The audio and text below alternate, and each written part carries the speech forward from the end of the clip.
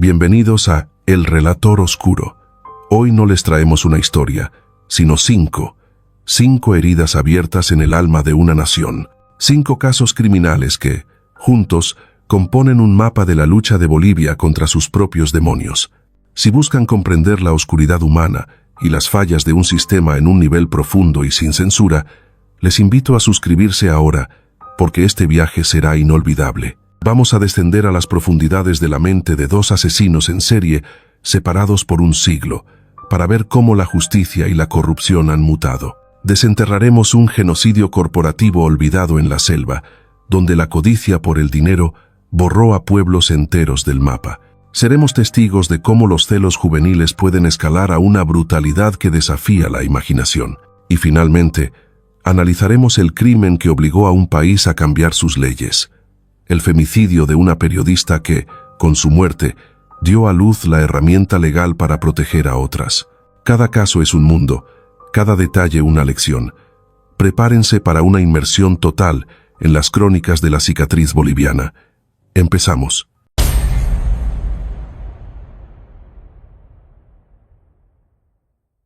En el panteón de los criminales bolivianos, el nombre de Richard Choque Flores resuena con un eco particularmente siniestro, no solo por la brutalidad de sus actos, sino porque su historia es el testamento más claro de un sistema judicial tan corrupto que se convirtió en su cómplice. Choque no fue solo un asesino, fue un depredador empoderado por la misma institución que debía mantenerlo enjaulado. Su carrera criminal comenzó a mostrar su verdadero rostro en 2011.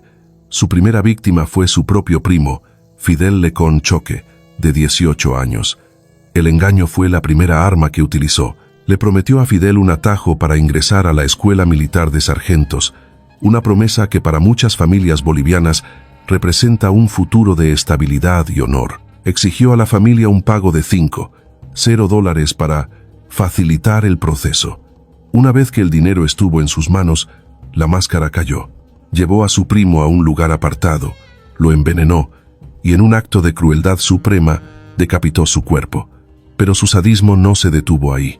Durante semanas, continuó contactando a su tía, la madre de Fidel, exigiéndole más recursos financieros para la supuesta matrícula y uniforme de un hijo que ya yacía enterrado. La denuncia de la madre fue ignorada, un presagio de la tragedia que estaba por magnificarse. En 2013, su objetivo fue Blanca Rubí Lichachi Sirpa, de 20 años. Usando el alias de Mauricio Terán en Facebook, repitió la estafa del ingreso al colegio militar. La atrajo a un encuentro que se convirtió en un secuestro. La sometió a días de tortura y violación antes de asesinarla y enterrarla en su domicilio. Fue su codicia la que lo llevó a su primera caída.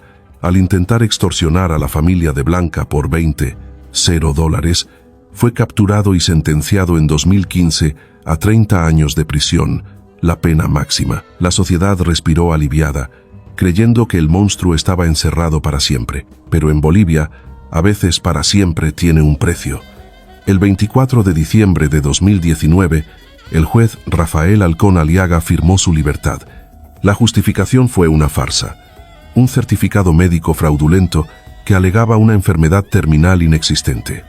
La verdad, revelada más tarde, fue un soborno de $500. Por esa miserable suma, el sistema judicial desató a un depredador en su versión más prolífica y peligrosa. Libre, Choque perfeccionó su método. Creó perfiles falsos en redes sociales, el más notorio siendo Haide Mitzi Flores Alarcón. Se presentaba como un policía y contactaba a mujeres jóvenes, a menudo en situación de vulnerabilidad económica. Las citaba, las acusaba falsamente de posesión de drogas y las filmaba en confesiones forzadas. Estos videos eran su herramienta de chantaje.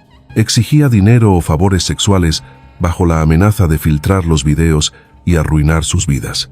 Se estima que al menos 77 mujeres cayeron en su red de extorsión y abuso sexual. Su libertad comprada también costó más vidas. Las adolescentes Lucy Maya Ramírez y Iris Maylin Vilca, de 17 y 15 años, fueron sus siguientes víctimas fatales. Las secuestró, torturó y asesinó, enterrando sus cuerpos en su propiedad. Incluso después de matarlas, aterrorizó a sus familias, exigiendo rescates de miles de bolivianos, enviando fotos de las jóvenes atadas para demostrar su poder. La recaptura de Choque en 2022 desató una furia popular sin precedentes, que culminó con la quema de su casa y la detención del juez corrupto. Richard Choque no es solo la historia de un psicópata, es la historia de cómo la corrupción puede tener un costo humano incalculable, transformando al Estado de protector en catalizador del terror.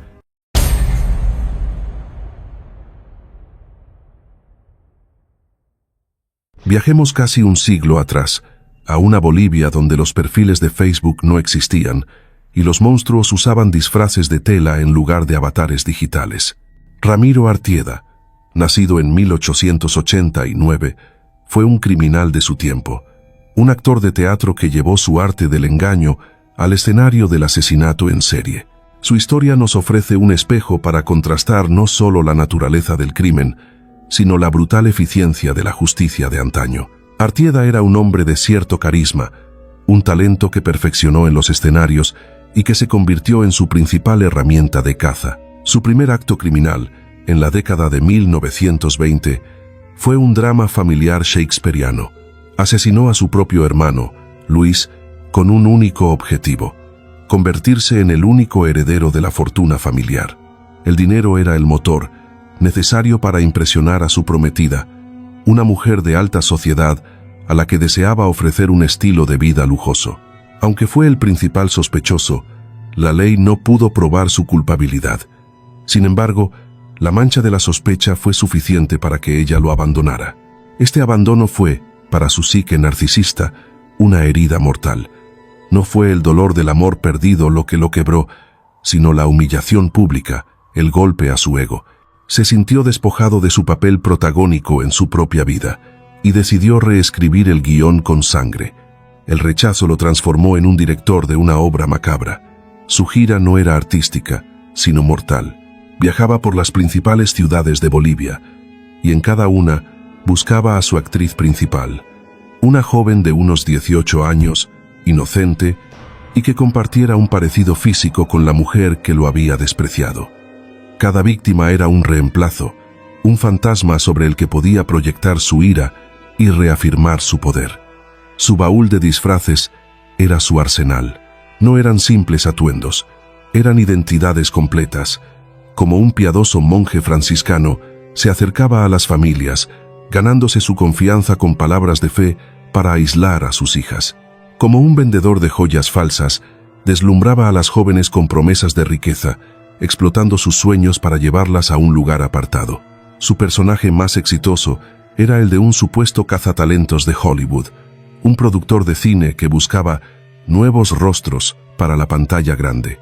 Les prometía fama y fortuna, un escape de sus vidas ordinarias.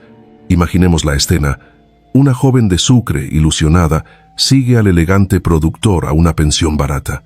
Él le habla del estrellato, le pide que actúe una escena de sumisión. Ella, nerviosa pero esperanzada, obedece. Y en ese momento, cuando ella es más vulnerable, la máscara del actor cae. La sonrisa se desvanece, los ojos se vuelven fríos. La promesa de fama se convierte en una sentencia de muerte. La estrangulaba con sus propias manos, un acto íntimo y dominante. Para él, no era un asesinato, era el clímax de su actuación, el momento en que él, Ramiro Artieda, tenía el control absoluto sobre la vida y la muerte, restaurando el poder que sentía que le habían quitado. Su caída, en mayo de 1939, fue irónicamente teatral. Su última víctima potencial en Cochabamba no se dejó engañar por el guión. Sintió que algo andaba mal, que la sonrisa del vendedor era forzada. Luchó, gritó y corrió. Su escape fue el acto imprevisto que derrumbó todo el escenario de Artieda. La descripción que dio a la policía, no solo de su rostro sino de su manera de actuar, fue tan precisa que las autoridades, que ya investigaban una serie de asesinatos de mujeres jóvenes con un patrón similar, ataron los cabos. La captura de Artieda fue rápida, y su confesión fue su última gran actuación. Lejos de mostrar remordimiento, llenó 8 páginas con una narrativa jactanciosa de sus crímenes. Se deleitó en los detalles, corrigiendo a los escribanos, asegurándose de que su legado fuera registrado con precisión. Era su monólogo final, dirigido a una audiencia que ahora, por fin, reconocía su talento. El sistema judicial de 1939, sin embargo, no estaba interesado en su arte. El proceso fue un trámite, el veredicto, una formalidad. El 3 de julio, el pelotón de fusilamiento fue su crítico final y unánime, poniendo fin a la gira mortal del actor asesino con una ovación de plomo. Hemos visto dos caras de la misma moneda, un asesino liberado por la corrupción moderna y otro aniquilado por la justicia de antaño. Son dos extremos que nos obligan a cuestionar la verdadera naturaleza de la justicia. Si este viaje a las profundidades del crimen boliviano les está resultando revelador, dejen un like para apoyar nuestro trabajo y comenten, ¿qué sistema les parece más aterrador? ¿El que falla por corrupto o el que no falla por ser brutal? Sigamos.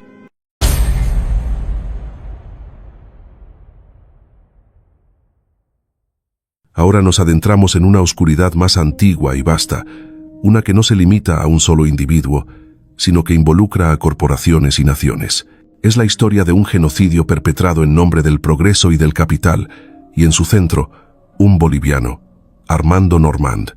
Su historia es la del Holocausto del Caucho, un capítulo de la historia humana donde la vida indígena valía menos que la savia lechosa de un árbol. Nacido en Cochabamba pero educado en Inglaterra, Armando Normand regresó a Sudamérica a principios del siglo XX para convertirse en un engranaje clave de la Peruvian Amazon Company. Fue nombrado jefe de la estación de extracción de caucho en la remota región del Putumayo.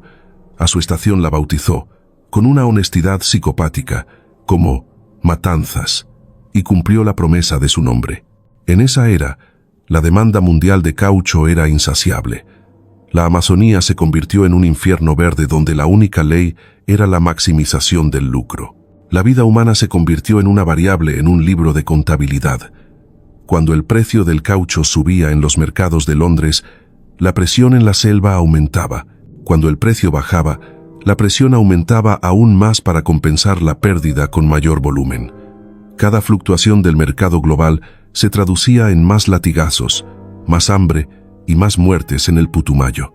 Los métodos de Normand eran la definición de un sistema de terror industrial.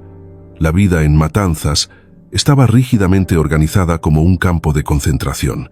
Las comunidades indígenas eran asignadas a capataces, muchos de ellos también indígenas, forzados a brutalizar a su propia gente para salvar sus propias vidas, en una táctica clásica de divide y vencerás.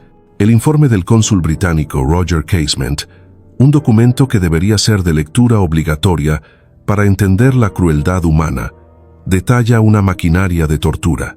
El castigo por no cumplir la cuota de caucho era el látigo de piel de tapir, que no solo cortaba la piel, sino que dejaba a las víctimas mutiladas de por vida si sobrevivían. El método más temido era el cepo, unos grilletes de madera donde se aprisionaba a los infractores por el cuello y las extremidades. Los dejaban a la intemperie, bajo el sol abrasador y las lluvias torrenciales, expuestos a los insectos y sin comida ni agua, hasta que sus cuerpos se pudrían en vida. Casement escribió: los crímenes imputados a muchos hombres ahora en la prisión de Iquitos son de la clase más vil, incluyendo asesinato, violación, flagelación constante y tortura. Normand y sus hombres no solo torturaban por producción, lo hacían por diversión. Los testimonios recogidos por Casement hablan de cacerías humanas, donde usaban a los indígenas como presas para sus perros de caza. Hablan de usarlos para prácticas de tiro al blanco a través del río. Hablan de cómo, durante las noches de borrachera, los empapaban en queroseno y los prendían fuego, usándolos como antorchas humanas para iluminar sus orgías. Las mujeres y las niñas, algunas de tan solo 7 u 8 años, eran distribuidas entre los empleados de la compañía como esclavas sexuales. Era un sistema diseñado no solo para explotar el trabajo, sino para quebrar el espíritu humano de la forma más absoluta. La investigación de Roger Casement, un hombre que arriesgó su vida adentrándose en ese infierno, provocó un escándalo internacional. Su Libro Azul, publicado en 1912, era irrefutable. La presión fue tal que las autoridades peruanas, temiendo sanciones económicas y la mancha a su reputación, ordenaron la detención de Normand y otros 215 empleados de la compañía. En 1912, Normand fue arrestado, pero la Peruvian Amazon Company no iba a permitir que su rentable operación y sus secretos más oscuros fueran expuestos en un tribunal. La fuga de Normand de la prisión en 1915 no fue la hazaña de un hombre solo, fue una operación corporativa. Implicó sobornos masivos a guardias y funcionarios judiciales, presiones políticas y una red de complicidad que llegaba hasta los más altos niveles. Lo sacaron del país y le aseguraron una nueva vida.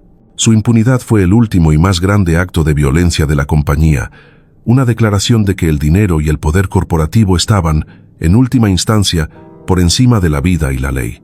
Murió impune, un fantasma próspero cuyo legado de terror yace enterrado en las fosas comunes de la Amazonía.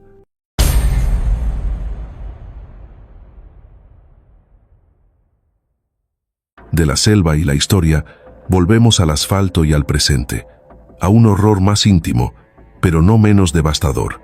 En 2021, el caso de Anakin Tankara desgarró a la sociedad boliviana, no solo por su sadismo, sino porque los verdugos y la víctima eran jóvenes. Este caso se convirtió en un macabro espejo roto que reflejó la oscuridad que puede anidar en las relaciones juveniles, una oscuridad amplificada por las presiones y patologías de la era digital. Anakin Tankara, un estudiante de 24 años, fue engañado para ir a su propia ejecución. La tarde del 30 de agosto de 2021, su exnovia, Luz Maya Peralta, de 21 años, lo citó con el pretexto de arreglar las cosas. Lo condujo a la habitación que su nueva pareja, Álvaro Salinas, de 22 años, alquilaba en el Alto. La trampa estaba puesta. El motivo aparente eran los celos, pero la dinámica era más compleja. Una posible folie à deux, una locura compartida. Luz, descrita como manipuladora, no podía soportar perder el control sobre Anakin. Álvaro, queriendo probar su lealtad y dominio, se convirtió en el ejecutor de los deseos de ella. Juntos, formaron una simbiosis letal. Dentro de esa habitación, un espacio pequeño y ordinario que pronto se convertiría en un matadero, la discusión escaló. Álvaro, sin mediar más palabras, tomó un martillo y golpeó a Anakin en la cabeza. Mientras él caía, indefenso, Luz se unió al ataque. Lo asfixiaron, asegurándose de que su plan no tuviera testigos. Lo que siguió fue una demostración de frialdad que hiela la sangre. A la mañana siguiente, la pareja salió a una ferretería y compró una sierra. Regresaron a la habitación y durante horas, en el pequeño baño, desmembraron metódicamente el cuerpo. El sonido de la sierra contra el hueso, el olor, el trabajo físico, todo realizado con una calma que sugiere una profunda desconexión psicopática. No estaban destruyendo a una persona, estaban eliminando un problema, limpiando una evidencia. La investigación policial desentrañó su coartada gracias a la tecnología que ellos mismos intentaron usar para engañar. El análisis de las antenas de telefonía celular demostró que el teléfono de Anakin nunca salió de la zona de Villa Adela, donde estaba la habitación de Álvaro, desmintiendo los mensajes que enviaron a la familia sobre un supuesto viaje. Las cámaras de seguridad de la zona los captaron juntos antes y después de la hora estimada de la muerte. Cuando la policía allanó la habitación, a pesar de sus intentos de limpieza, las pruebas de luminol revelaron manchas de sangre en el baño. Su castillo de mentiras se derrumbó. Durante el interrogatorio, se culparon mutuamente al principio, pero finalmente confesaron los detalles del crimen. El impacto social fue magnificado por las redes sociales. Fotos de Anakin, Luz y Álvaro, sonriendo en otras épocas, se viralizaron junto a los detalles del espantoso crimen, creando una disonancia cognitiva aterradora. El caso forzó a padres y educadores a confrontar una realidad incómoda.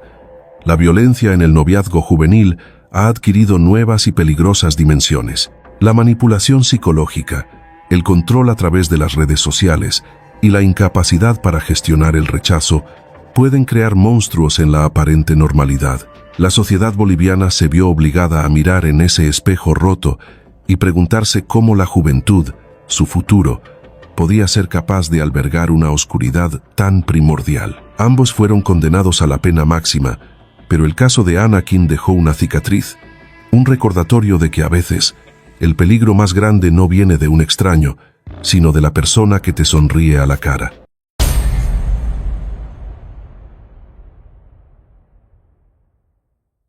Llegamos a nuestro último caso, uno que representa un punto de inflexión en la historia legal y social de Bolivia. Es la historia de un crimen tan brutal y tan simbólico que obligó a una nación a mirarse al espejo y cambiar sus leyes para siempre. Es la historia de Hanali Huaycho, la periodista cuyo femicidio se convirtió en el catalizador de la Ley 348. Hanali Huaycho era una cara conocida en Bolivia, una periodista brillante y respetada que trabajaba en la red televisiva PAT.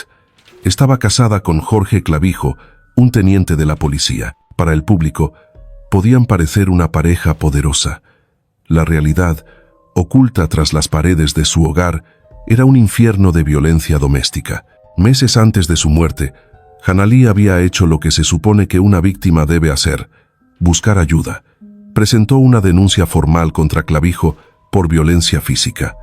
Detalló los golpes, las amenazas, pero se topó con un muro de silencio y complicidad. Siendo Clavijo un oficial de policía, su caso fue minimizado por sus propios colegas. La denuncia se estancó, se perdió en la burocracia, protegida por un nefasto espíritu de cuerpo que a menudo valora más la lealtad a la institución que la vida de una mujer. El sistema no solo le falló, activamente la dejó desprotegida, devolviéndola al hogar con su agresor. La noche del 11 de febrero de 2013, ese sistema fallido cobró su precio en sangre.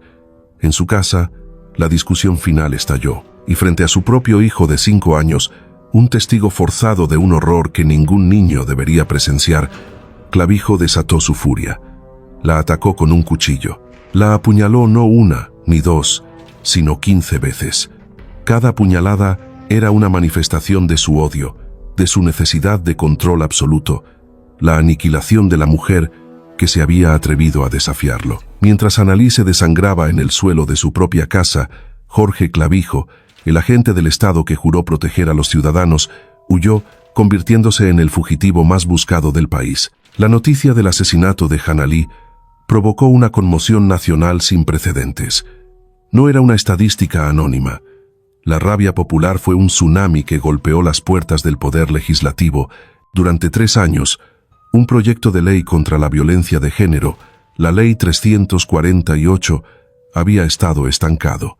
La muerte de Hanali fue el sacrificio que lo destrabó. En un tiempo récord, menos de un mes después de su asesinato, en marzo de 2013, la ley fue aprobada y promulgada. Por primera vez, se tipificaba el feminicidio, se establecía la pena máxima de 30 años sin indulto y se creaban mecanismos de protección. La ley que hoy intenta proteger a las mujeres bolivianas fue, en esencia, bautizada con la sangre de Hanali. El epílogo del caso fue tan controvertido como el crimen mismo.